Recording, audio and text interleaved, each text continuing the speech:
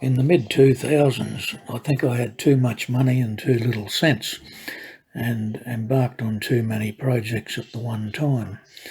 In this picture, you'll see a Pontiac Transam 1985 and a similar vintage Chevy Camaro. I pursued the Pontiac as I liked that car a little bit better, and eventually I sold the Camaro as a part payment on a Chevy Corvette that I bought later. You'll see in the second photo there the project has moved quite along, and you'll see there the firewall has been modified for the right-hand drive conversion.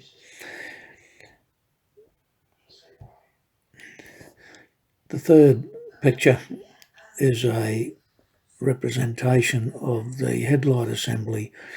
These cars had pop-up headlights, and it was quite an intricate thing which needed to be overhauled to get it working again.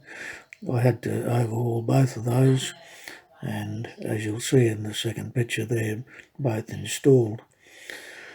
Moving along, the third picture, you'll see the suspension, which was all taken out and rebushed and restored, painted and put back in. Eventually we got around to the painting process, and we got it in undercoat in the shed at home, and later on I actually had it painted professionally.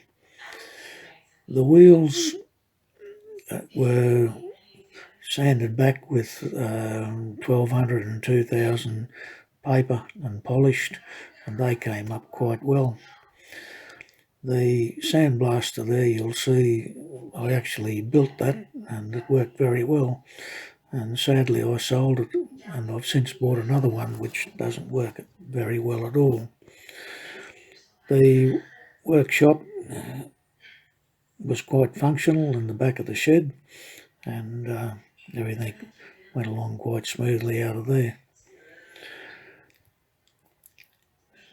In the next clip you'll see the engine and most of the components all put back in, and the engine was a 5 litre, ran very well.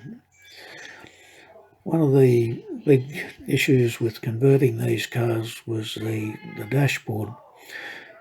Many people actually cut the old dashboard up and modified it and had it plastic welded back into place, but I actually sourced a moulded dashboard and purchased that, as it seemed like a bit of an easier way to go.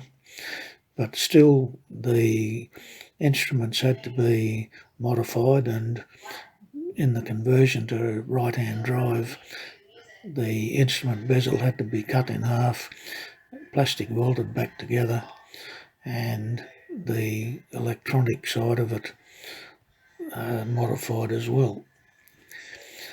Eventually we got the car painted and started to put it back together again. The front bumper was a bit of an issue. I had a little bit of a job getting that to line up, and as you can see there, it is sitting a bit low, but eventually we got it all lined up and put back together. The final picture, the car was all finished and registered, and I actually sold that to my brother. I had to do all the inside trim, and it was done in a grey material with a red pattern through it, with red piping, and it looked quite spectacular.